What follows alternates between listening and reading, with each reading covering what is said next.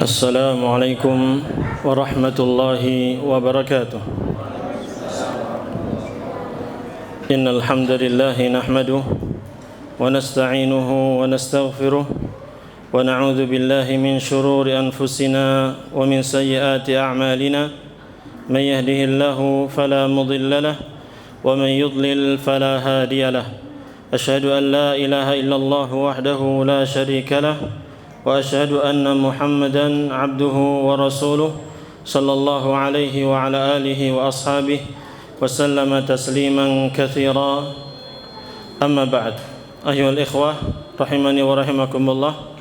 Kita berdoa kepada Allah Subhanahu wa taala agar Allah Subhanahu wa taala panjangkan umur kita, bisa menjumpai bulan Ramadan, bisa beribadah di bulan Ramadan dalam keadaan sehat wal afiat sampai menyelesaikan seluruh rangkaian ibadah di bulan Ramadan hingga akhir Ramadan.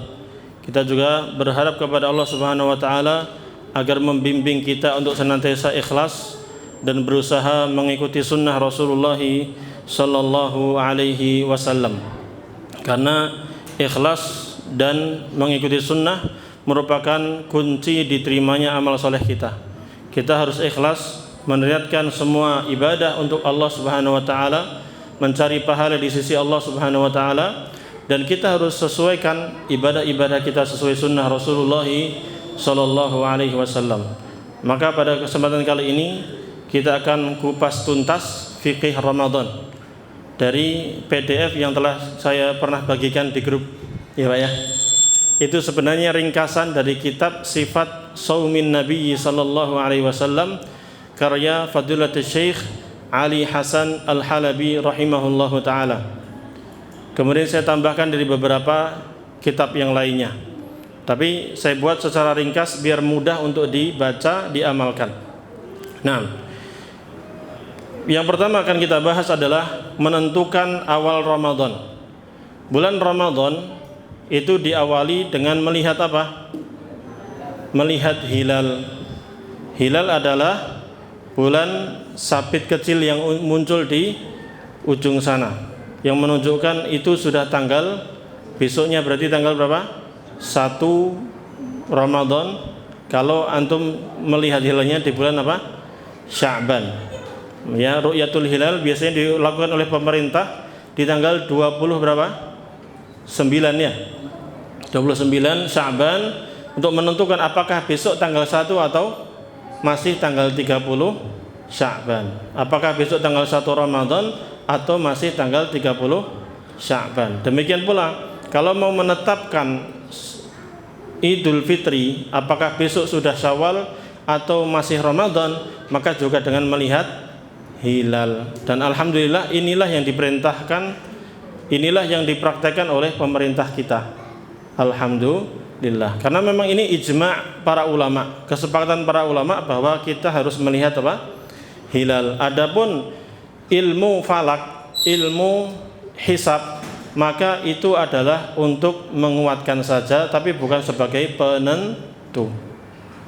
Karena Rasulullah SAW bersabda, "Sumu li ru'yatihi wa aftiru li ru'yatihi." Berpuasalah kalian, berpuasa Ramadanlah kalian karena melihat hilal, dan berbukalah, maksudnya berhari rayalah di Idul Fitri karena melihat hilal. Fa in ghumma alaikum fa akmilu sya'bana 30. Kalau di tanggal 29 antum enggak lihat hilal tersebut, maka sempurnakanlah bulan Sya'ban menjadi 30.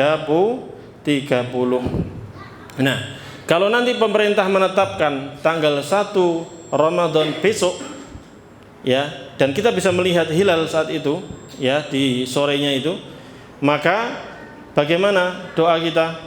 Ada doanya, Pak.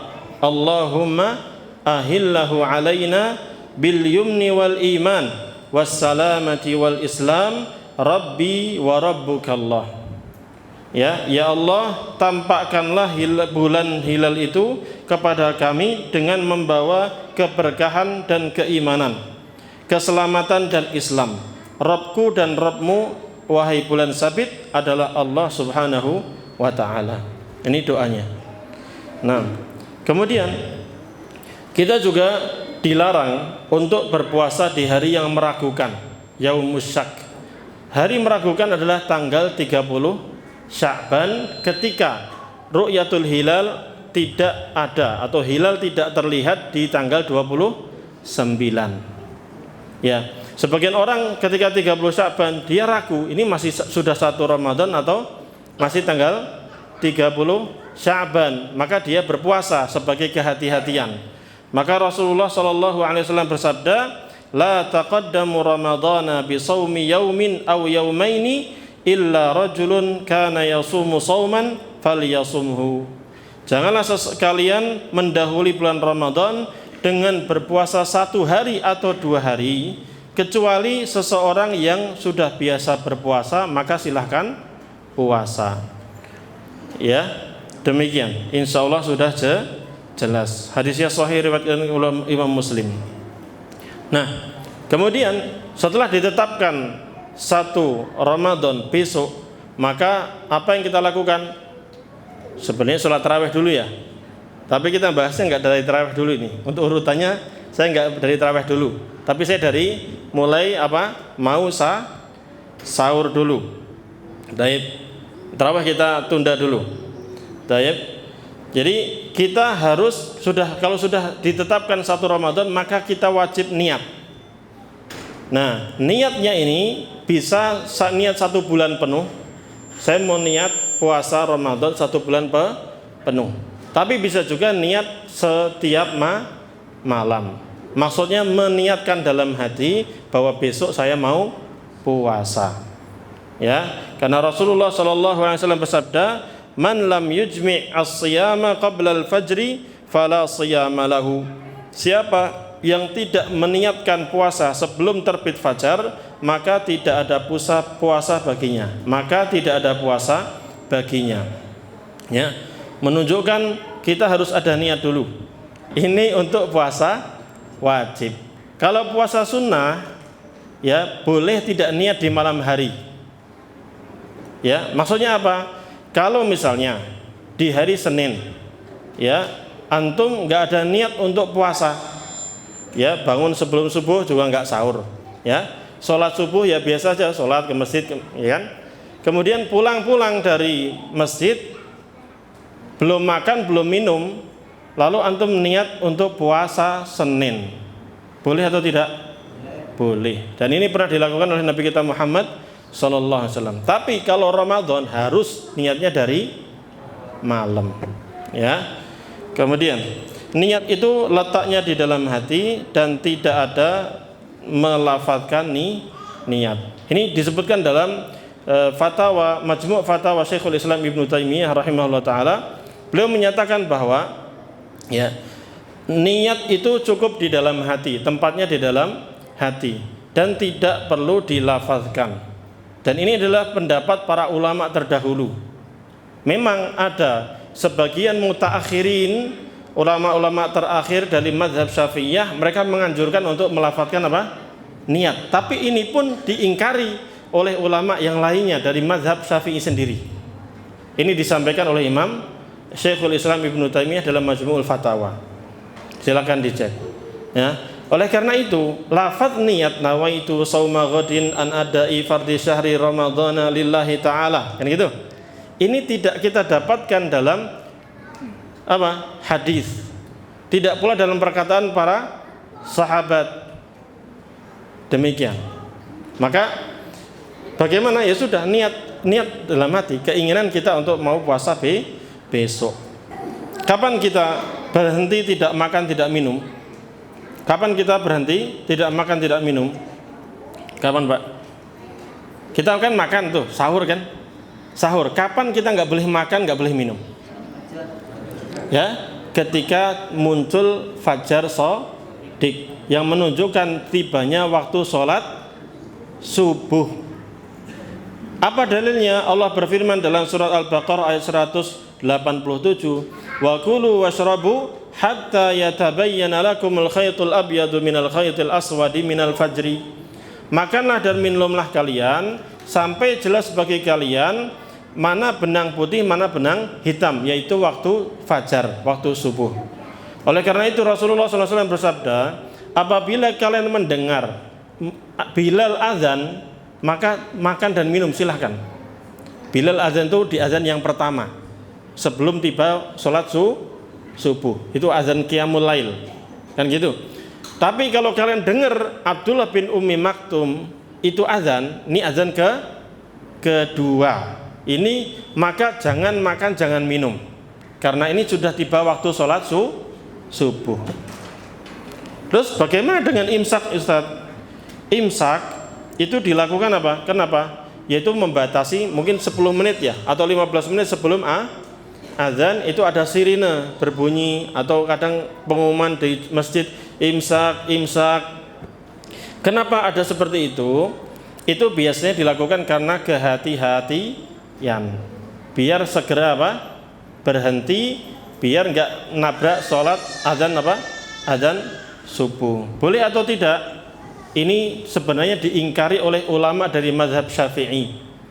Dari mazhab Syafi'i ada ulama namanya Al-Imam Ibnu Hajar Al-Asqalani, pemilik kitab Fathul Bari, syarah Sahih Bukhari. Di jilid yang keempat halaman 199 beliau mengatakan termasuk bid'ah yang mungkar, yang harus ditolak, yang berkembang pada zaman sekarang, di zaman beliau adalah diantaranya adalah pengumandangan azan kedua pada sepertiga jam sebelum fajar shadiq tiba pada bulan Ramadan. Jadi di zaman beliau itu azannya dimajukan sebelum muncul fajar shadiq, waktu subuh dia majukan berapa kali? Sepertiga jam, maksudnya berapa? 20 menit. Atau sebagian mereka mematikan lampu sebagai tanda diharamkannya makan dan minum bagi yang mau berpuasa. Kata beliau, hal tersebut dilakukan dengan alasan untuk mengambil sikap hati-hati dalam beribadah. Tapi kan dasarnya tidak ada. Makanya ketika ada pengumuman imsak, boleh makan atau tidak? Masih boleh makan, masih boleh minum sampai betul-betul tiba waktu subuh. Tayyib. Nah, kita akan bahas tentang masalah sahur. Sahur ini mohon jangan disepelekan. Sahur ini ibadah yang enak dan berpahala. Enak karena dia makanan dan minum. Pahala karena mendapatkan keberkahan. Subhanallah ya, Islam itu agama yang mudah sekali. Makan aja bisa dapat pahala. Rasulullah bersabda, "Tasahharu fa inna fis sahuri barakah." Kalian hendaknya makan sahur karena makan sahur itu ada keberkahannya.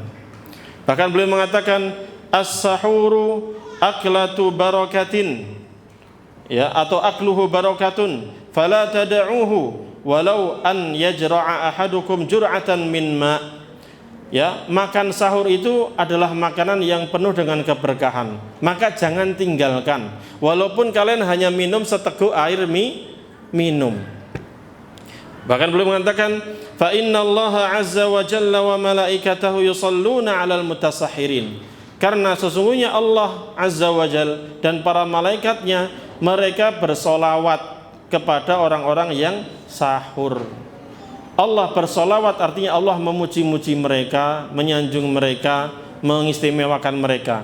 Para malaikat bersolawat kepada manusia artinya malaikat mendoakan agar orang tersebut diampuni dosanya, dirahmati oleh Allah subhanahu wa ta'ala. Nah, dianjurkan untuk mengakhirkan sahur. Ya, mengakhirkan sahur berarti jangan terlalu duluan, maksudnya jangan tengah malam antum sahur, nanti buru-buru lapar. Diakhirkan. Ya, diakhirkan sahurnya. Ya mungkin 1 jam sebelum azan subuh. Itu idealnya demikian. Kalau para sahabat dahulu itu antara waktu sahur dengan azan itu berapa? 50 ayat. Seperti seseorang membaca 50 ayat. Ya. Seperti itu kadarnya. Di antara yang dianjurkan untuk makan, yang kita makan ketika sahur adalah kurma. Dan saat sahur ini hendaknya gunakan untuk ibadah kepada Allah, di antaranya apa? Banyak istighfar. Karena Allah Subhanahu wa taala berfirman, "Wabil asharihum yastaghfirun." Salah satu ciri-ciri penghuni surga, orang-orang yang bertakwa itu mereka senantiasa istighfar, minta ampun kepada Allah di waktu-waktu sahur. Taib. Kemudian yang hendaknya dijauhi dan ditinggalkan oleh orang yang berpuasa, yang pertama adalah berkaitan dengan apa? Makan, minum dan berhubungan badan, karena itu yang membatalkan puasa dia. Jangan sampai melakukan hal-hal yang membatalkan puasa. Ya. Selain itu, ada beberapa hal yang bisa membatalkan pahalanya. Ya, pahalanya puasa bisa batal. Yaitu apa? Perkataan yang bohong atau dusta. Rasulullah SAW bersabda, "Man lam yada' qaulaz zur wal 'amala bihi, falaisa lillahi hajatun fi an yada'a ta'amahu wa syarabahu." Barang siapa yang tidak meninggalkan perkataan dan perbuatan dusta, maka Allah tidak memiliki kepentingan baginya. Mau dia meninggalkan makanan atau minuman, dia puasa, Allah nggak butuh dia. Artinya Allah tidak memberikan balasan pahala kepada dia. Ya, maka itu kita tinggalkan. Perkataan dusta, bohong sama orang, ya, baik untuk melariskan dagangan atau untuk selamat dari ancaman dan lain sebagainya, maka ini harus kita hindari. Termasuk perbuatan dusta, ya, dalam dagang berjual beli atau dalam laporan, ini juga tidak boleh. Ya, hukumnya haram dan bisa menghilangkan pahala puasa kita, walaupun puasanya tetap sah. Kemudian pembicaraan yang tidak bermanfaat dan kata-kata yang kotor juga harus kita hindari. Karena Rasulullah SAW bersabda, "Laisa as-siyamu minal akli wasyurbi, innamas siyamu minal laghwi warrafath, fa in sabaka ahadun au jahila 'alaika faqul inni shaim." Puasa itu tidak sekedar menahan diri dari makan dan minum, namun puasa itu juga harus menghindari dari hal-hal yang sia-sia atau perkataan yang kotor, yang buruk. Apabila ada seseorang mencelamu, menfitnahmu, menuduhmu, atau berbuat onar kepadamu, ya, jahil kepadamu, maka katakanlah bahwa saya sedang puasa. Jangan balas keburukan dengan keburukan. Ya. Ma'asyiral ikhwah rahimani wa rahimakumullah. Kemudian perkara yang masih boleh dilakukan. Yang pertama, berpagi hari dalam keadaan junub. Jadi kalau seseorang malam hari dalam keadaan junub, nggak sempat mandi sampai azan subuh, maka sholat puasanya, kalau dia mau puasa, puasanya tetap sah. Ya, pernah itu dilakukan oleh Nabi Muhammad SAW. Ya, Aisyah dan Ummu Salamah radhiyallahu anhuma mengatakan bahwa Nabi SAW pernah mendapati sholat subuh telah tiba, ya, fajar telah terbit, sedangkan ketika itu beliau dalam keadaan junub karena berhubungan badan dengan istrinya. Kemudian beliau tetap mandi dan lanjut berpuasa. Nah, kemudian dibolehkan juga bersiwak, menggosok gigi, sikat gigi di siang hari ketika puasa, boleh atau tidak? Boleh. Ya, boleh. Karena ada hadis yang umum, Rasulullah SAW bersabda, "Laula an asyqa ala ummati la amartuhum bisiwaki 'inda kulli wudu." Seandainya aku tidak takut akan memberatkan umatku, niscaya aku akan menyuruh mereka untuk bersiwak setiap kali wudu. Ini kan anjuran untuk siwak setiap kali wudu. Dan wudu kan bisa dilakukan siang dan juga malam. Di siang hari tidak apa dilakukan, yang insya Allah tidak membatalkan. Yang penting tidak sambil minum. Kalau bekas kumur-kumurnya itu nggak masalah. Itu sesuatu yang sedikit. Sama ketika kita wudu, kumur-kumur dan istinsak itu masih dibolehkan. Yang penting tidak berlebihan. Ya, wa baligh fil istinsak illa an takuna shaiman. Bersungguh-sungguhlah dalam menghirup air ke hidung lalu dikeluarkan, kecuali engkau dalam keadaan puasa, maka pelan-pelan saja. Ya, tapi tetap boleh dilakukan. Kemudian yang dibolehkan adalah bercumbu, bermesraan dan berciuman antara suami dan istri. Tapi ini kalau aman kondisinya. Jangan sampai apa? Kebablasan. Kalau sampai berhubungan badan, nanti puasanya apa? Batal dan wajib bayar kafarah, berat. Ya. Baik. Kemudian Di sini transfusi darah dan suntikan yang tidak dimaksudkan sebagai makanan. Ya, suntikan yang tidak dimasukkan sebagai makanan itu seperti apa? Enggak, kalau infus itu makanan, Pak. Itu batal. Infus itu hukumnya seperti makanan. Ya, suntikan obat. Ya, kemarin dulu kalau Covid apa namanya? Vaksin. Itu enggak batalin. Ya. Ya. Infus batal. Kalau infus fungsinya seperti makanan, sehingga batal. Tapi ini transfusi darah ini juga, tapi di kitab itu disebutkan gitu, tapi coba kita cek lagi kalau ini masalah transfusi darah. Transfusi darah itu kan memasukkan darah banyak itu kan? Ya. Ya sebenarnya itu kan bagi orang yang sakit ya. Nah, ini permasalahan yang transfusi darah nanti kita antum pending dulu. Ya, Anda harus cek lagi ini kebenarannya. Kemudian berbekam. Berbekam ini memang terjadi perbedaan pendapat di kalangan para ulama. Kalau di sini penulis Syekh Ali Hasan Al-Halabi rahimahullah, beliau menguatkan boleh berbekam. Berbekam masih boleh dan tidak membatalkan puasanya. Ini pendapat beliau. Sebagian ulama mengatakan itu membatalkan. Ya. Oleh karena itu kalau kita mau keluar dari khilaf, ya, daripada kita berdebat masalah ini, ya sudah, berbekamnya malam hari saja. Enggak usah siang. Baik. Kemudian mencicipi makanan ini dibolehkan dengan syarat tidak masuk ke dalam kerongkongan. Jadi boleh ibu-ibu, bapak-bapak yang masak, mempersiapkan mau buka puasa, apalagi banyak catering, ya, Anda harus masaknya harus enak. Silakan diicipi. Yang penting cukup di lidah, habis itu dilepaskan, dikeluarkan. Nah, baik. Kemudian yang dibolehkan juga memakai celak mata, obat tetes mata dan yang semisalnya yang dimasukkan ke dalam mata. Ya, ini tidak mengapa. Ya. Kemudian menyiramkan air dingin ke kepala dan mandi. Ini juga boleh dilakukan. Karena Rasulullah SAW pernah menyiram pada kepalanya air, ya, dalam keadaan beliau berpuasa. Ada hal-hal yang di masyarakat dibilang membatalkan tapi sebenarnya enggak membatalkan. Seperti orang kentut di kolam renang. Batal enggak? Enggak batal.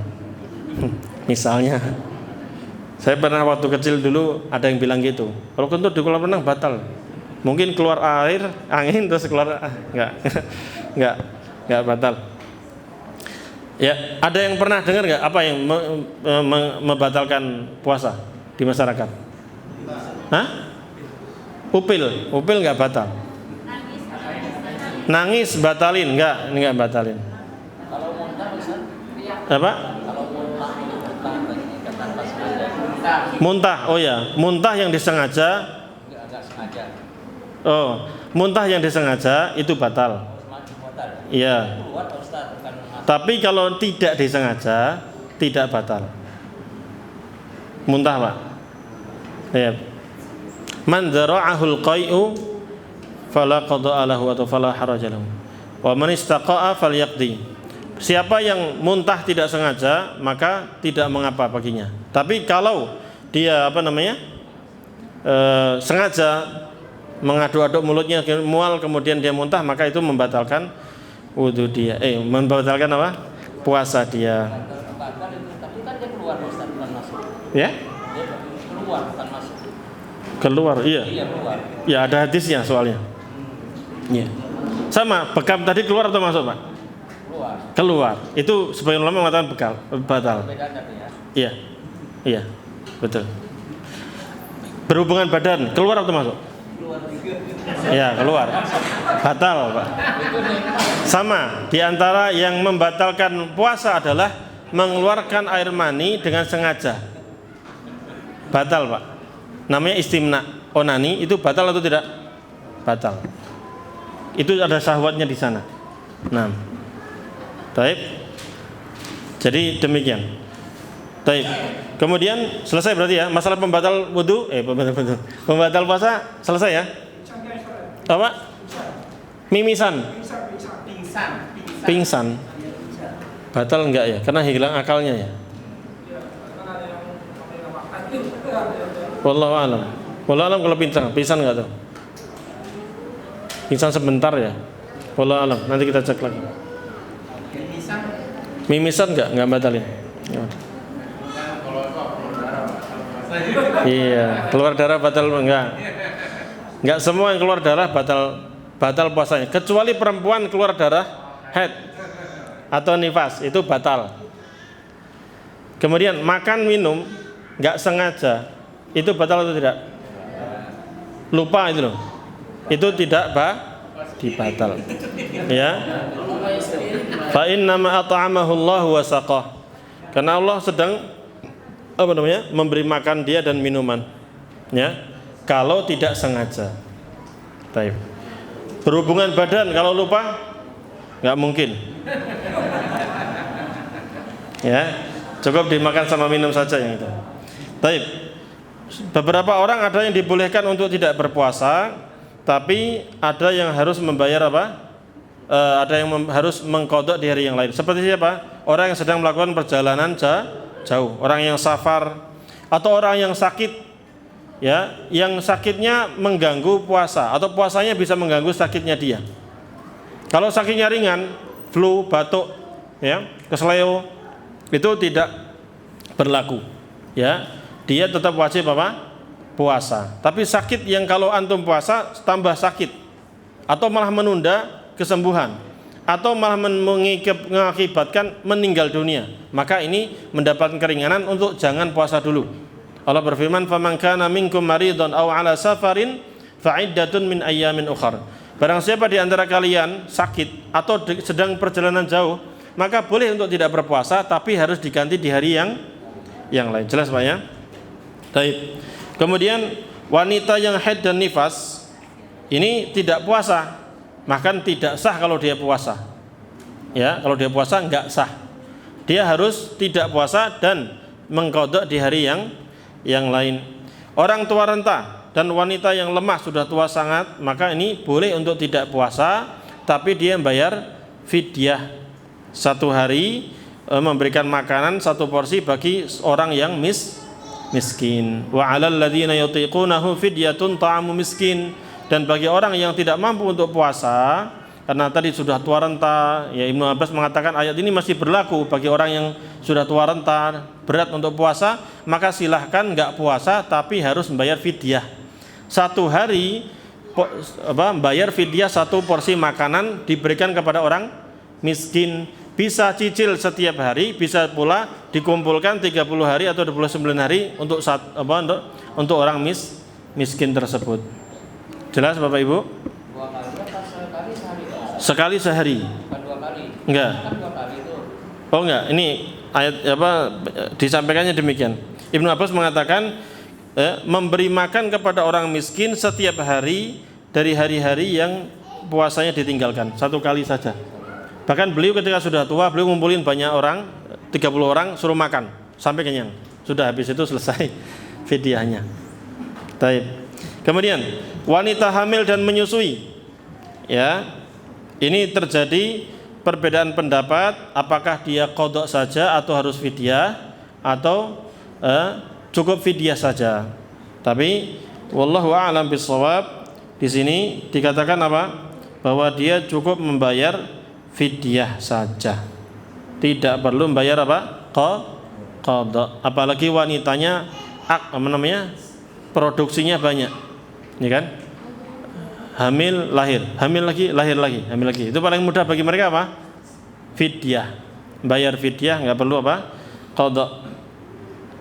Ya, kemudian berkaitan dengan berbuka puasa, dianjurkan untuk berbuka puasa dan waktunya berbuka kapan? Ketika matahari telah tenggelam. Allah berfirman, "Tsumma atimmus shiyama ilal lail." Kemudian sempurnakanlah puasa itu sampai malam hari. Malam hari yang dimaksud adalah ketika tenggelamnya matahari.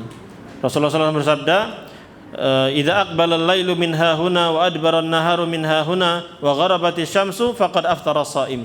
Apabila malam telah tiba, siang telah pergi dan matahari telah tenggelam, maka saat itu orang yang berpuasa sudah boleh berbuka. Dan kita dianjurkan untuk segera berbuka. Tenggelam matahari langsung minum, baca bismillah, minum, kemudian baca dhahabadz dhama'u wabtallatil uruqu wa thabatal ajru insya Allah. Dan itu ciri-ciri kebaikan bagi seorang manusia.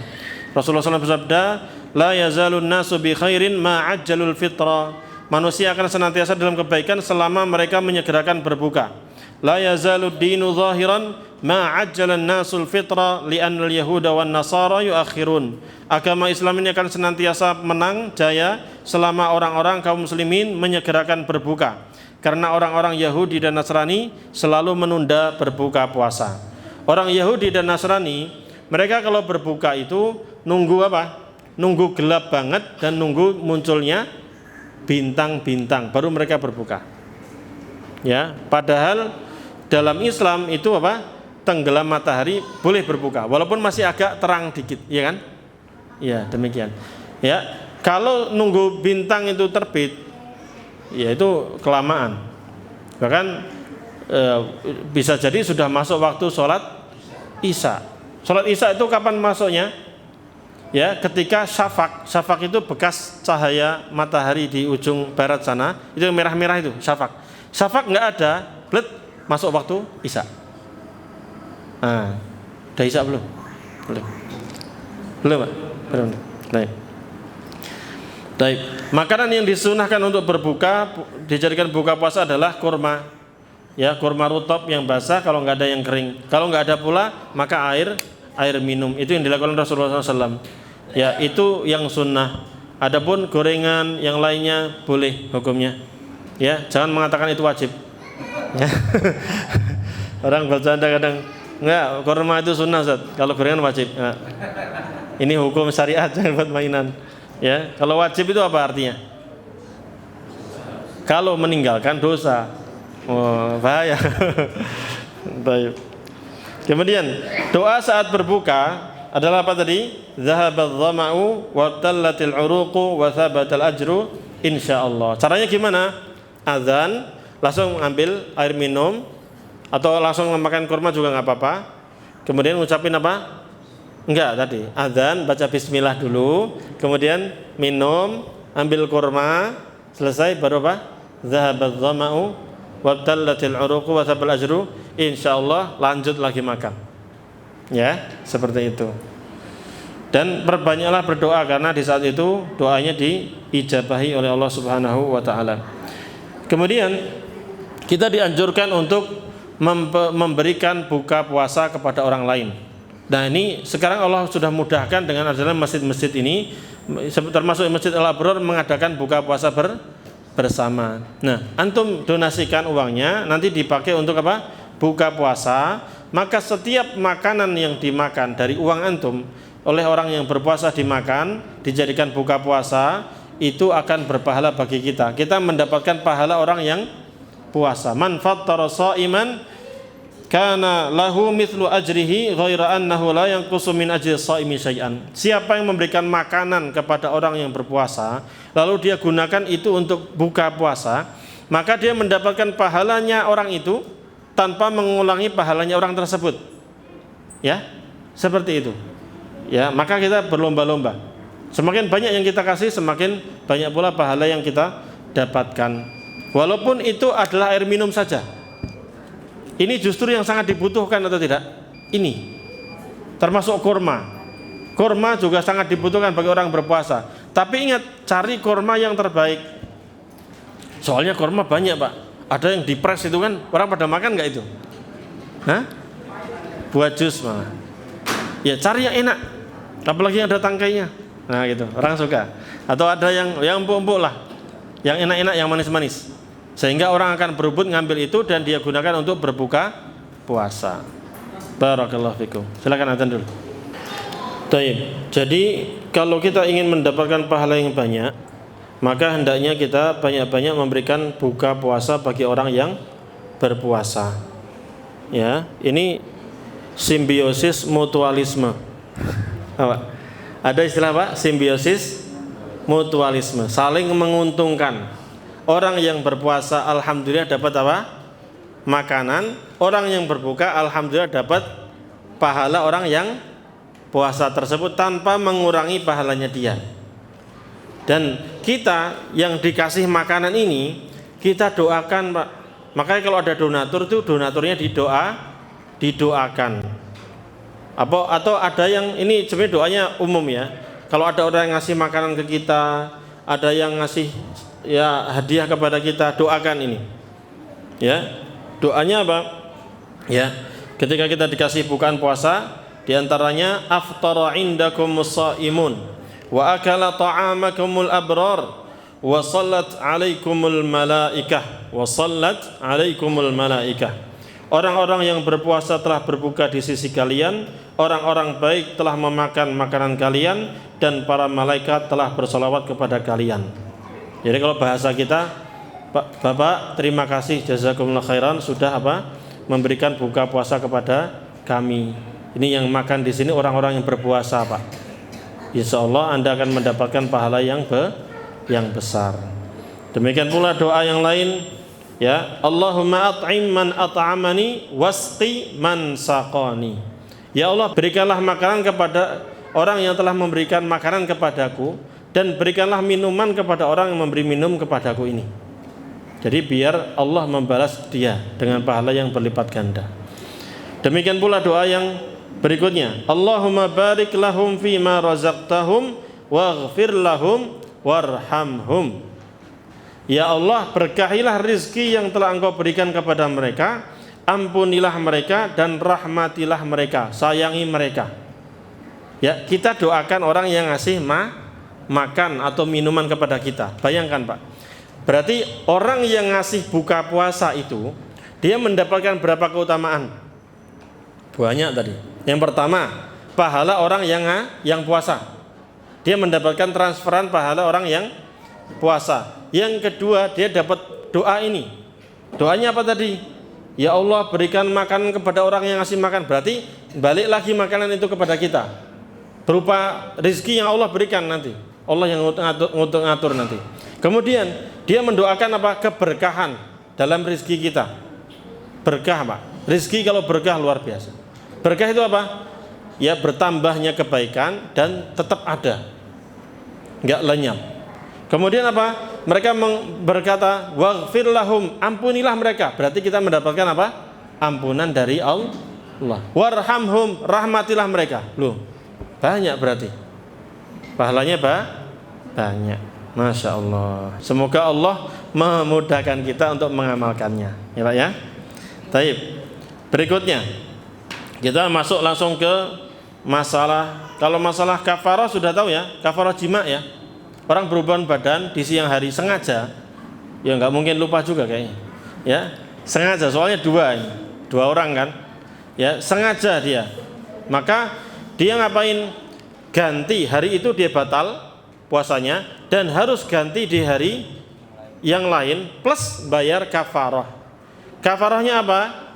Dia memerdekakan budak. Sekarang budak nggak ada Ustadz, ya sudah. Anda puasa 2 bulan berturut-turut, artinya 2 bulan nggak boleh putus. Kalau putus di tengah jalan, ngulangi lagi dari awal. Gimana Pak? Mudah atau susah? Ya, coba dulu. Sebulan sudah selesai, ya tanggal 12 tiba-tiba Pak? Bulan berikutnya tanggal 12 tiba-tiba batal. Ngulang lagi dari awal, dihitung lagi. Nah, mantap sudah.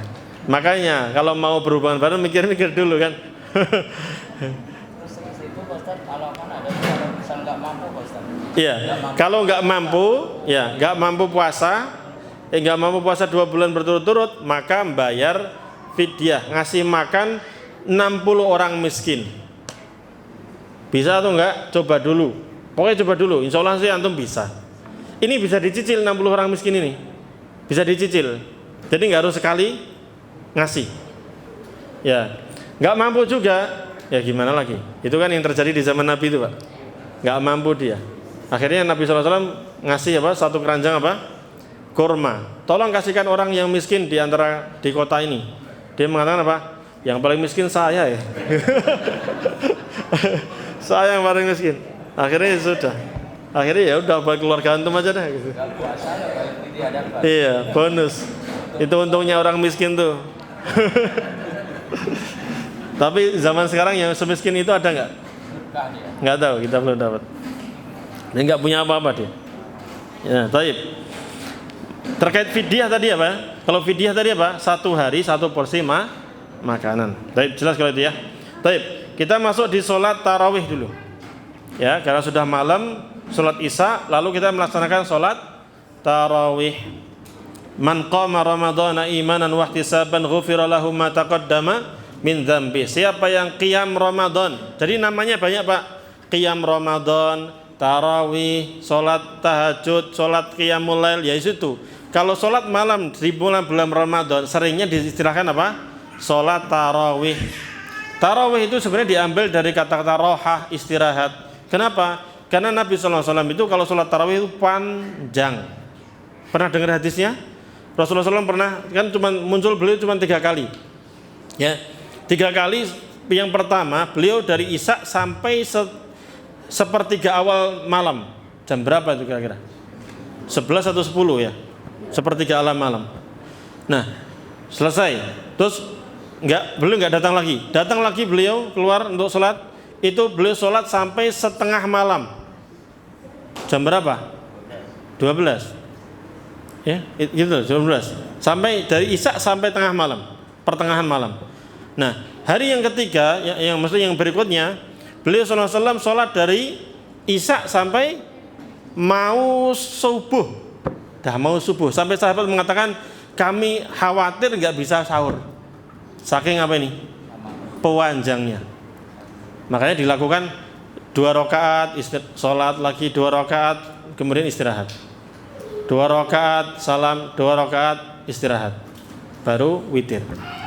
Nah, sangat panjang. Terkait jumlah rakaat sholat tarawih, ya, kalau kita lihat di mazhab-mazhab ulama itu memang banyak perbedaan pendapat. Ya, makanya Syekhul Islam Ibnu Taimiyah rahimahullah taala mengatakan wa tarawihu in shallaha kamadzhabi Abi Hanifah wa Syafi'i wa Ahmad 20 rak'ah atau kamadzhabi Malikin 36 atau 13 atau 11 faqad ahsan. Dan sholat tarawih itu apabila dilakukan seperti mazhab Abu Hanifah, Syafi'i dan Ahmad, yaitu 20 rakaat. Ini mazhab Syafi'i, mazhab Abu Hanifah, mazhab Imam Ahmad. Berapa? 20 rakaat. Atau seperti mazhab Imam Malik, berarti berapa? 36 rakaat. Atau dia melakukan sholat 13 rakaat. Atau dia melaksanakan sholat 11 rakaat, maka dia telah melakukan sesuatu yang baik. Ya, jelas di sini dalam kitab Al-Ikhtiyarat. Ini kalau di mazhab-mazhab ulama memang demikian, ada perbedaan pendapat tentang jumlahnya. Tapi mereka sepakat bahwa yang afdol itu berapa? 11. Tapi dengan durasi yang panjang. Seperti yang dilakukan siapa? Rasulullah Shallallahu Alaihi Wasallam. Dari isya sampai kapan tadi? Paling pendeknya jam 10-an atau sampai jam 11, kurang lebih lah gitu. Nah itu selama itu atau sampai subuh. Nah makanya kenapa ini ulama kok ada yang 20, ada yang berapa 30? Kenapa Pak? Beliau pengen ngejar panjangnya, tapi rokaatnya ditambahi, paham ya? Kalau dengan durasi panjangnya itu seperti panjang Rasul setengah malam sampai dari isya sampai tengah malam, dengan 11 rakaat itu terlalu lama berdirinya. Maka mereka motong jadi berapa? Ada yang 30, ada yang 20. Jelas Pak? Ini. Nah, paham di sini? Kenapa mereka seperti itu? Kurang lebih demikian maknanya. Ya. Kenapa? Mereka juga para ulama pakai dalil lain bahwa ada riwayat yang menyatakan Rasulullah SAW bersabda, "Salatul laili masna masna." Salat malam itu 2 rakaat 2 rakaat. Fa idza khasyiya ahadukumus subha falyusalli rak'ah atau falyutir. Salat malam itu yang penting 2 rakaat 2 rakaat. Kalau khawatir mau subuh maka 1 rakaat. Ngambilnya dalil dari situ. Jelas Pak? Nah, ini dengan gini kita agak memaklumi kok ada yang lebih dari apa? 11. Kok ada yang lebih dari 11 karena ngambil itu. Nah, kalau sebagian ulama mengatakan kalau ngambilnya 11 maka panjangnya juga harus seperti Rasul. Ya. Tapi ya setidaknya kita itu ngikuti 11-nya aja, walaupun panjangnya nggak harus seperti Rasul. Sesuai kemampuan aja kalau masalah panjangnya. Ya. Kalau saya pribadi lebih cenderung ke yang 11 saja. Soalnya itulah jumlah yang ada dalam dalil nas. Ya, Aisyah radhiyallahu anha mengatakan apa? Maka Rasulullah sallallahu alaihi wasallam yazidu fi Ramadan wala fi ghairihi ala 11 rakaah. Rasulullah SAW itu tidak pernah menambah lebih dari 11 rakaat ketika sholat malam, baik di Ramadan atau di luar Ramadan. Karena Rasulullah SAW sering sholatnya di mana? Di rumah. Yang sering tahu sholatnya di rumah siapa? Aisyah, istrinya. Dan Aisyah sendiri menyatakan nggak pernah lebih dari 11. Ya. Yusalli arba'an fala tas'al an husnihinna wa tulihin, thumma yusalli arba'an la tas'al an husnihinna wa tulihin, thumma yusalli thalathan. Beliau salatnya itu 4 rakaat, kemudian 4 rakaat, kemudian 3 rakaat. Nah, inilah yang dijadikan dalil sebagian yang berpendapat bahwa salatnya 4 rakaat 1 kali salam, lalu istirahat 4 rakaat 1 kali salam, lalu setelah itu baru 3 rakaat 1 salam. Dari ini hadisnya. Sebagian ulama mengatakan, yang lain berpendapat bahwa enggak, tetap 2 rakaat karena ada kemungkinan hadis yang saya sebutkan tadi bahwa sholat malam itu 2 rakaat. Kalau kalian khawatir akan subuh maka sholat 1 rakaat. Terus bagaimana dengan hadis ini? Mereka mengatakan bahwa maksudnya itu Rasulullah SAW itu sholat 2 rakaat salam, lanjut lagi 2 rakaat salam, setelah itu istirahat. Maka kata-katanya summa, kemudian, itu menunjukkan ada jarak, ada istirahat dulu karena selonjoran dulu, ya, istirahat dulu gitu. Karena panjang sekali sholat beliau. Kemudian sholat lagi 2 rakaat salam, 2 rakaat salam, istirahat lagi. Kemudian sholat lagi, sholat witir. Nah, kalau witir ini ada sebagian riwayat yang memang jelas, ya, 3 rakaat 1 salam, atau berapa? 2 rakaat salam lalu 1 rakaat salam. Baik. Dari sini jelas Pak ya. Biar kita saling memaklumi aja. Ya. Paham? Ya, demikian. Wallahu a'lam bishawab. Kalau kami pribadi tadi lebih sepakat untuk lebih mudah bagi masyarakat juga sebenarnya 11 rakaat sudah ringan. Kalau masalah panjangnya nggak bisa seperti Rasul, ya gimana lagi? Ya sesuai kemampuan. Ya. Kemampuan minimal kita mengikuti beliau dalam apa? Dalam jumlah rakaatnya. Ya, kalau sebagian asatidzah mengatakan, ya kita ikuti jumlahnya, yaitu berapa tadi? 11 rakaat. Karena itu yang ada dalam hadis Aisyah ini, yang menjelaskan jumlah itu hanya ini.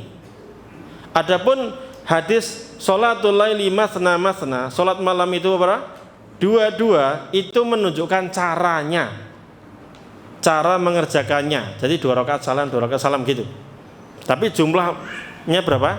11. Jelas dari sini? Ada masalah lagi nggak di masalah tarawih? Yang penting tumakni.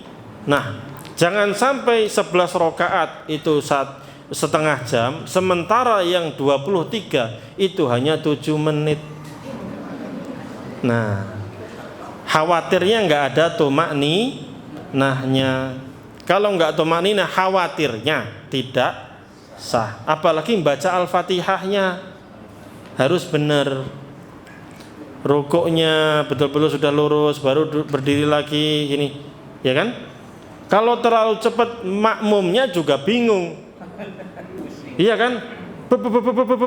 Yang sini juga, aduh, encok langsung sini, pegel nih boyoknya. Pusing kepalanya. Dan kita kan niatnya mau sholat, bukan mau balapan. Ya, kita menyampaikan gini bukan untuk merendahkan, enggak kita nasihati sesama muslim itu harus saling menasihati. Ya, demi kebaikan semuanya sebenarnya. Kita tuh sholat itu pengen nikmat loh. Allahu Akbar, menghadap Allah loh ini Pak. Menghadap Allah kok but-butan. Ya, kita harus khusyuk.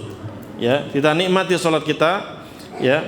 Sehingga agar Allah Subhanahu wa taala menerima amal soleh kita. Ya, hadis yang lain sebagai penguat ini ya, tentang urusan apa rakaat tersebut. Ya, ketika di zaman Umar bin Khattab radhiyallahu anhu, beliau kan mengumpulkan para sahabat menjadi satu imam. Awalnya para sahabat itu sholat sendiri, ada yang sendiri, ada yang jamaah gitu ya. Kemudian beliau kumpulkan jadi satu bersama siapa? Ubay bin Ka'ab radhiyallahu anhu. Maka di sini lihat, ya, Imam Malik rahimahullah taala dengan sanad yang sahih melalui jalur Muhammad bin Yusuf dari As-Sa'ib bin Yazid, dia mengatakan Umar bin Khattab radhiyallahu anhu pernah memerintahkan Ubay bin Ka'ab dan Tamim Ad-Dari radhiyallahu anhuma untuk mengimami orang-orang dengan 11 rakaat. Di zaman Umar bin Khattab ketika mengumpulkan itu 11 rakaat. Adapun riwayat yang menyatakan bahwa beliau melaksanakan sholat 21 rakaat, ini adalah riwayat yang mungkar. Karena di dalam riwayat tersebut ada Ad-Dabari yang bertentangan dengan yang lebih thiqah daripada dirinya. Lihat kitab Tahdzibut Tahdzib ya, jilid 6 halaman 310 dan Mizanul I'tidal jilid 1 halaman 181. Ini terkait dengan jumlahnya. Dan Umar bin Khattab radhiyallahu anhu bukan mengada-ada ketika beliau mengatakan nikmatul bid'ati hadhihi, sebaik-baik bid'ah itu adalah ini, maksudnya ini bid'ah secara bahasa. Maksudnya ini sesuatu yang baru, maksudnya sebelumnya ini masih pada mencar-mencar kita buat jadi satu lagi. Tapi lihat, apakah ini bid'ah yang sesat? Tidak. Bukan bid'ah dalam syariat yang Rasulullah SAW mengatakan kullu bid'atin dhalalah, enggak masuk ke sana. Kenapa? Karena tarawih sendiri sudah ada syariatnya di zaman Nabi SAW. Tarawih sholat berjamaah di zaman Nabi ada atau tidak? Dengan satu imam. Ada di zaman Nabi Muhammad SAW, beliau sendiri yang imamin. Nah, beliau keluar 3 hari. Iya. Kenapa beliau enggak keluar lagi? Karena khawatir diwajibkan. Ya. Makanya ketika syariat sudah selesai, ya dihidupkanlah lagi oleh para sahabat, mereka berjamaah. Jelas di sini? Insyaallah jelas ya. Baik. Berkaitan dengan salat witir. Ya. Salat witir Rasulullah SAW mengerjakan salat witir 3 rakaat. Pada rakaat pertama Rasulullah SAW membaca apa? Surat Al-A'la, Sabbihisma rabbikal a'la sampai selesai. Pada rakaat kedua beliau membaca surat Al-Kafirun, dan pada rakaat ketiga beliau membaca surat Al-Ikhlas. Ya. Jadi demikian. Ini yang disunahkan oleh Rasulullah sallallahu alaihi wasallam sebagaimana riwayat dari Ubay bin Ka'ab radhiyallahu anhu. Jadi baca Al-Fatihah surat Al-A'la. Kemudian rakaat kedua baca Al-Fatihah surat Al-Kafirun, lalu rakaat ketiga baca Al-Fatihah lalu surat Al-Ikhlas. Dan setelah salam nanti membaca Subhanal Malikil Quddus, Subhanal Malikil Quddus, Subhanal Malikil Quddus. Ya, yang terakhir itu yang ketiga dibaca agak lebih panjang, dikeraskan sedikit. Baik. Dan hendaknya kita lakukan tarawih ini, dianjurkannya di masjid. Kalau bisa bersama imam sampai terakhir. Ya, sampai selesai. Ini pahalanya seperti pahala sholat semalam suntuk. Rasulullah SAW bersabda, "Man qama ma'al imami hatta yansarifa kutiba lahu qiyamul lailah." Barang siapa yang sholat bersama imam sampai selesai, maka ditulis baginya pahala sholat sepanjang malam. Ya. Sampai sini selesai sholat tarawih. Ada pertanyaan tentang tarawih sini? Pertanyaan tentang tarawih nggak ada? Jelas ya semuanya ya? Ya. Mohon dijaga ketumakninahnya tadi. Tumakninahnya dijaga, kenikmatan sholatnya dijaga. Ya. Untuk jumlah rakaatnya tadi setelah kita jelaskan ada perbedaan pendapat demikian. Cuman memang kalau lihat dari riwayat hadisnya hanya Rasulullah SAW hanya berapa? 11. Adapun masalah panjangnya ya kita sesuai kemampuan saja. Ya. Karena Rasulullah SAW sendiri ketika membahas tentang panjangnya, mengamalkan panjangnya kan beda-beda, ya kan? Berapa tadi? Ada yang sepertiga awal, ya kan? Sholatnya dari Isya sampai sepertiga awal, kemudian berikutnya berapa? Dari Isya sampai tengah malam, yang berikutnya dari Isya sampai berapa? Menjelang subuh. Tapi jumlahnya, rokaatnya berapa? 11. Berarti kita kalau mau mengikuti hadis ini Rasulullah SAW berapa? Berarti 11 saja rokaatnya, ya, rokaatnya 11 saja, ya. Bahkan pernah coba silakan cek riwayatnya. Saya pernah baca riwayatnya. Pernah Rasulullah SAW sholat di hadis yang tadi juga sebenarnya, cuman anda belum bawain. Jadi di riwayat yang tadi itu Rasulullah SAW ketika sudah sholat malam sampai tengah malam, itu ada sahabat yang minta, ya Rasulullah, lau nafal tanah, ya Rasulullah, bagaimana kalau anda nambah lagi nih? Ini sudah 11 rakaat tapi sampai setengah malam. Lalu para sahabat mengatakan, ya Rasulullah, masih ada sisa waktu nih malam, kan gitu. Bagaimana kalau kita tambah sholat lagi? Rasulullah SAW tidak menambahnya, tidak mau menambahnya. Dan beliau mengatakan, barang siapa yang sholat bersama imam, maka berarti dia seperti sholat semalam suntuk. Nah, kalau kita ya tadi kita lihat mana yang lebih tentram dalam hati kita, mana yang lebih mantap dalam hati kita. Ya, adapun orang lain berpendapat ini seperti bahkan Imam Mazhab sendiri kan lebih dari berapa? 11. Ya sudah, itu sesuai dengan ya beliau pasti ada dalilnya tadi. Dalilnya tadi saya sampaikan apa tadi? Beliau berpendapat boleh lebih dari 11. Kenapa? Karena hadis yang menyatakan sholat lail itu yang penting 2 rakaat salam. Kalau mau subuh mau berhenti ya silahkan tutup 1 rakaat. Dari sana dalilnya. Wallahu a'lam bissawab. Baik. Sudah cukup atau lanjut? Saya tentang niat tadi Pak Ustaz. Iya Pak. Ini kan niat lupa nih, tapi kita sahur Pak Ustaz. Itu sah nggak puasa? Iya, niat itu keinginan dalam hati untuk melakukan sesuatu. Ketika Bapak sudah sahur, pasti sudah Bapak sahur bakal mau puasa. Iya. Oh, itu termasuk niat itu. Ya, sama ketika kita mau sholat, ya. Walaupun lupa dalam hati tadi. Iya. Puasa yang khusus. Enggak, kalau Bapak mau sahur pasti enggak lupa itu. Kan ada yang lupa itu Ustaz. Oh ya, kalau lupa berarti. Tapi dengan sahur itu Bapak sudah udah termasuk. cukup sebagai sama ketika kita mau wudu, berangkat ke situ untuk wudu itu sudah niat. Keinginan hati Bapak udah mau ke sana. Baik. Biasa kalau saya pulang kampung, kalau di Jawa Iya. rata-rata cepat-cepat sholatnya tadi. Kalau kita harus ngikutin atau Masjid lain dekat. ya Yang masjid lain yang tumaninah dekat.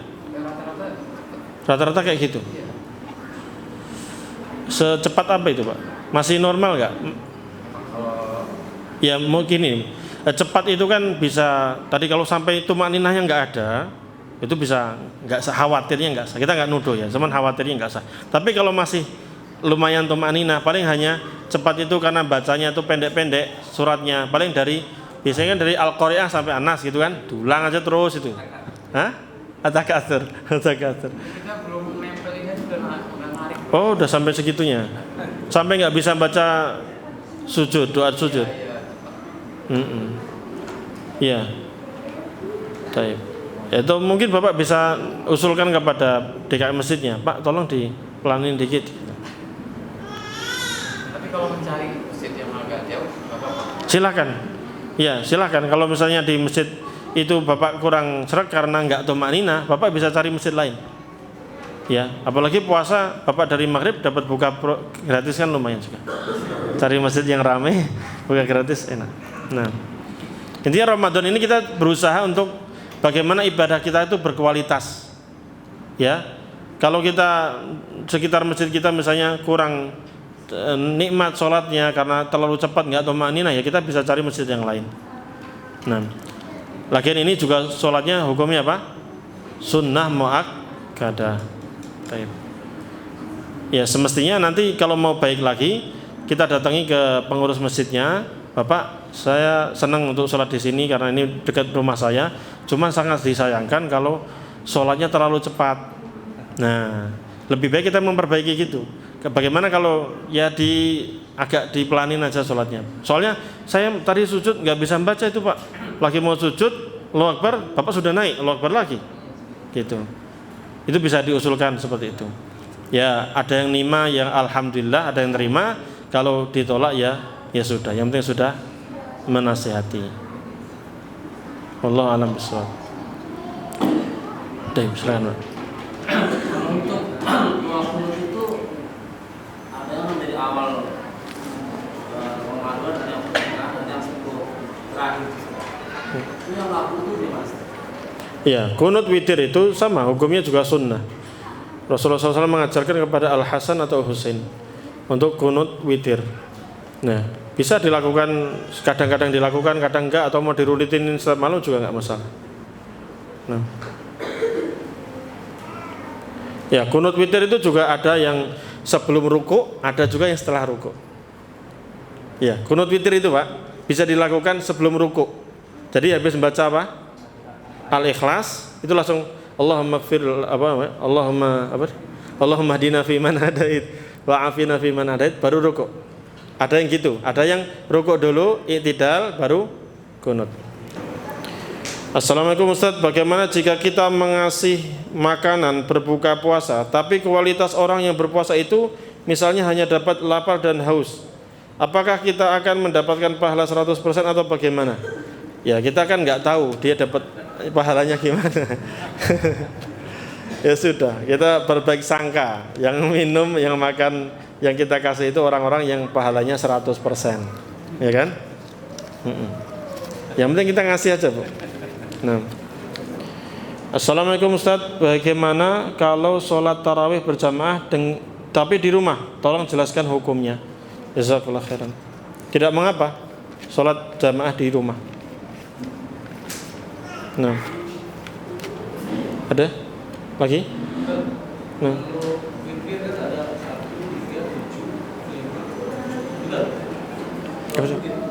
sholat witir?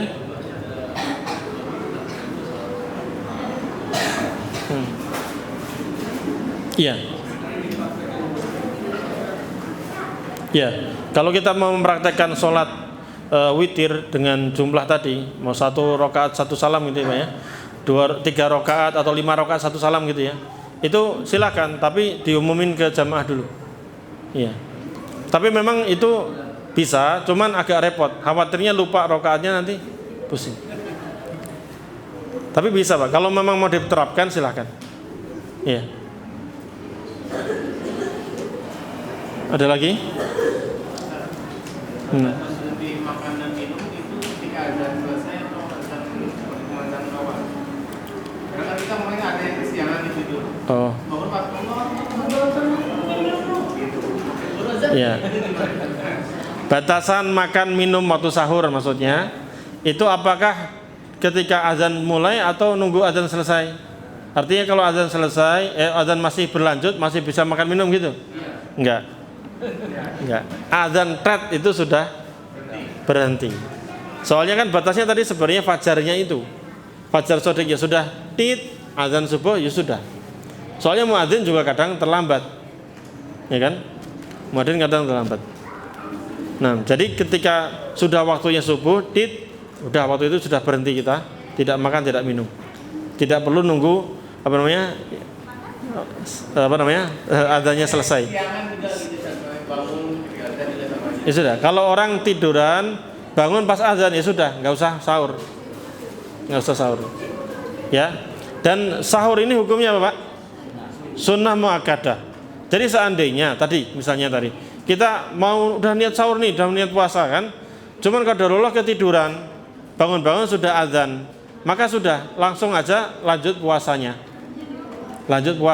Sudah banyak doa, ya Allah kuatkan ini. Qadarullah nggak sahur, nggak minum nih, kan haus nih, ya sudah kuat, insya Allah kuat.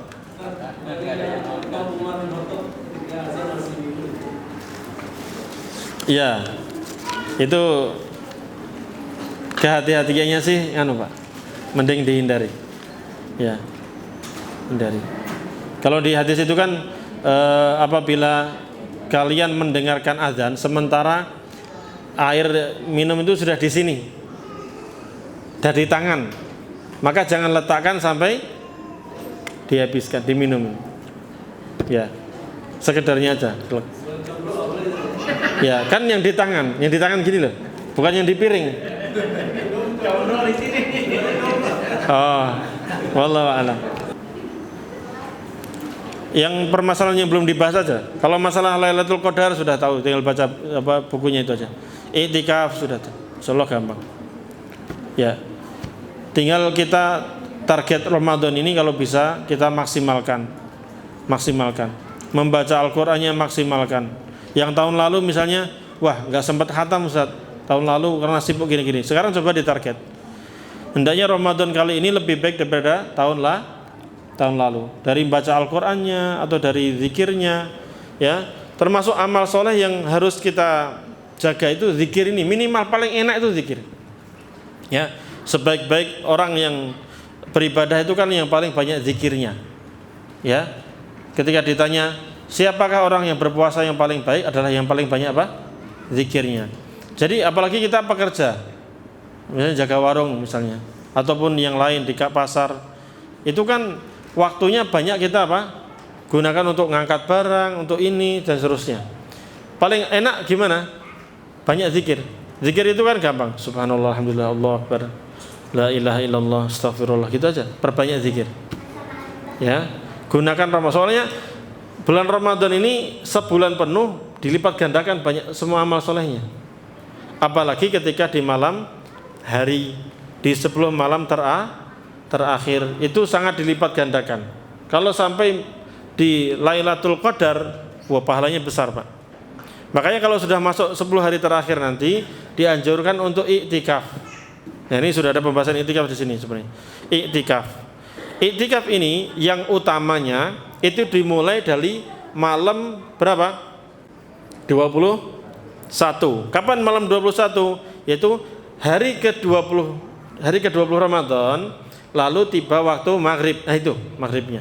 Makanya orang kalau mau iktikaf itu habis asar sudah mulai masuk ke mana? Ke masjid. Di hari ke-20 itu habis asar menjelang maghrib itu sudah masuk ke masjid. Sehingga azan berkumandang maghrib, maka itu sudah mulai iktikaf. Sampai kapan? Sampai takbiran. Ditetapkan besok 1 Syawal, lalu masuk waktu apa? Maghrib, maka saat itu antum lepas iktikaf, bisa langsung pulang. Siap-siap besok mau ngapain? Sholat Idul Fitri. Wallahu a'lam bishawab. Sampai situ. Nah, kalau nggak mampu misalnya, bagaimana Ustaz? Siang kerja dan seterusnya, ya sudah malamnya hidupkan di iktikaf itu di mana? Di masjid. Kalau nggak mampu, nggak bisa misalnya, repot di masjid. Ini kan kita berbicara nggak mampu banyak nih jadinya. Nggak mampu semuanya nggak mampu. Ya, kalau nggak mampu juga minimal hidupkan malamnya aja. Malamnya hidupkan. Mau di rumah kah, di toko kah, di mana pun. Apalagi sebagai security misalnya, nggak mungkin dong dia tinggalkan kerjaan itu kan gitu. Sebagai polisi, sebagai tentara bertugas, nggak mungkin dia iktikaf. Tinggalin, repot nanti keamanannya. Ya, sehingga bagaimana solusinya? Ya sudah, hidupkan malam sambil jaga, sambil apa? Doa Lailatul Qadar atau doa di malam 10 hari terakhir apa? Allahumma innaka afuwun tuhibbul afwa fa'fu anni. Perbanyak itu.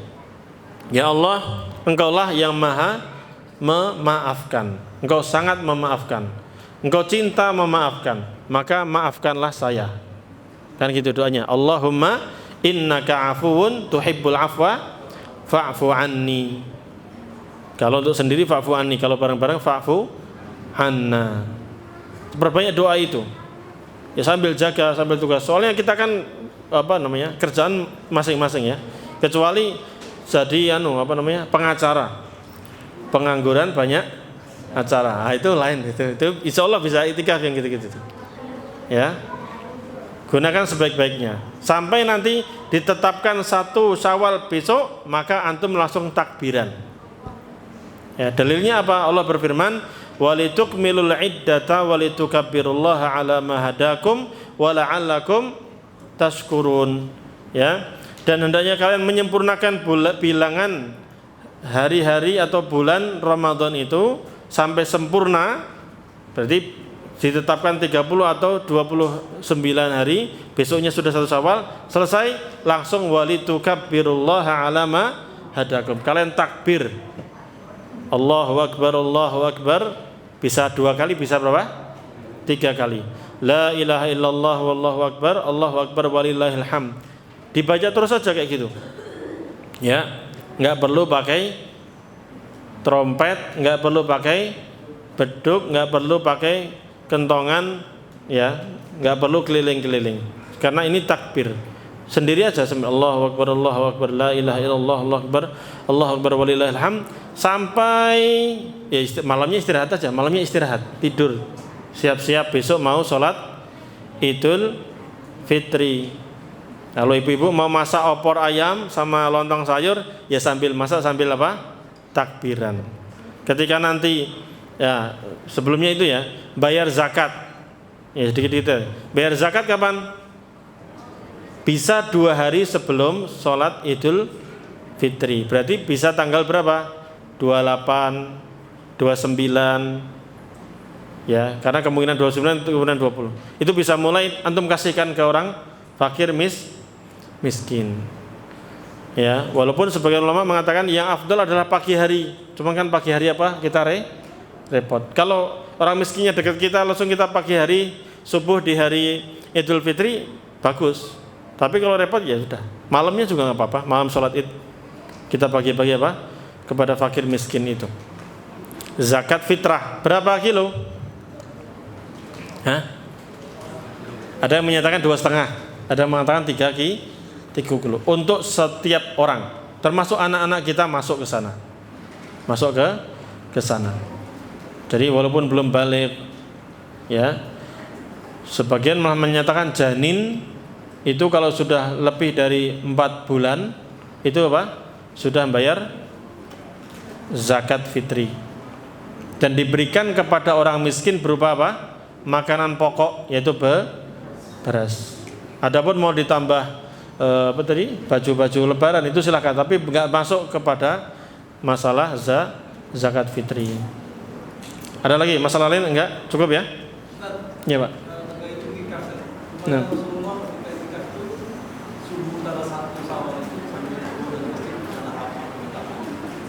Oh gitu ya. Kalau gitu, kalau riwayatnya ada ya nggak apa-apa. Berarti yang benar.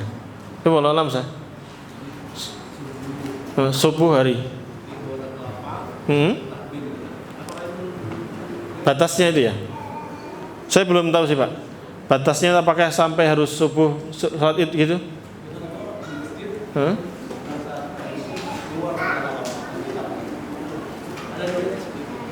Wallahu alam.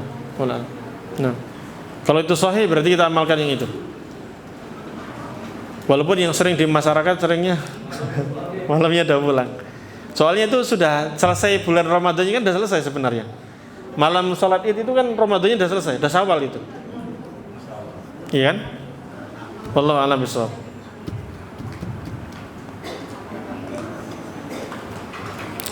Baik. Zakat fitri sudah semua ya? Sudah semua? Ada yang ketinggalan masalah Ramadan, silakan ditanyakan. Kalau baca Al-Quran dari awal atau melanjutkan? Baca Al-Quran sebelumnya sudah sampai di tengah-tengah, apakah ngulang dari awal atau melanjutkan? Lanjutkan saja Bapak, lanjutkan aja. Tidak ada anjuran untuk dari awal gitu, nggak ada. Yang ada anjuran untuk memperbanyak baca Al-Quran. Mulainya dari mana bebas, mulainya dari bebas. Nah, dilanjutkan saja bacaannya. Ada lagi? Baca Al-Qurannya boleh dari mushaf Al-Quran, boleh pula dari HP, dan insya Allah pahalanya sama saja. Mana yang Bapak Ibu lebih mudah silahkan dilakukan. Ya, walaupun kalau dengan mushaf Al-Quran itu lebih apa? Lebih benar-benar membaca. Kalau HP banyak godaan Ya. Ya. Secara kesehatan juga apa? Mata kita juga kena sinar terus, ya, kemudian kena sinyal dan seterusnya. Wallahu a'lam bishawab. Tapi secara hukum sama saja. Insyaallah. Baik. Cukup?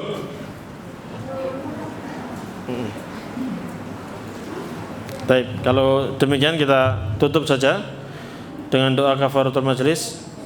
Subhanakallahumma bihamdika asyhadu an la ilaha illa anta astaghfiruka wa atubu ilaik. Semoga Allah Subhanahu wa taala mudahkan kita untuk beribadah di bulan Ramadan dan Allah Subhanahu wa taala terima amal soleh kita semuanya sehingga kita mendapatkan derajat ketakwaan. Barakallahu fikum. Wassalamualaikum warahmatullahi wabarakatuh.